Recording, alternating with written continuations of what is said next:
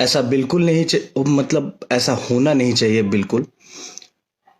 क्योंकि अगर आपसे किसी की पर्सनली दुश्मनी है, पर्सनली आप कहना चाहते हैं तो उसको कहें, उसके परिवार को बीच में ना घसीटे प्लीज। आप उसको तुरंत डिलीट करिए।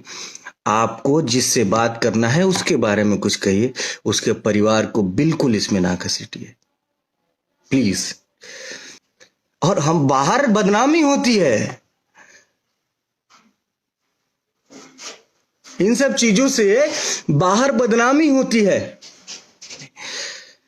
को थोड़ा कुछ ऐसा करके जाइए दुनिया से कि आपको देख के लोग सीखें।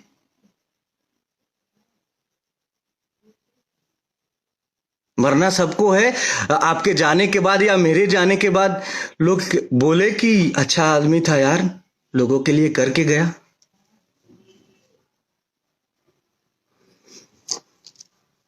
प्रणाम आप सभी को।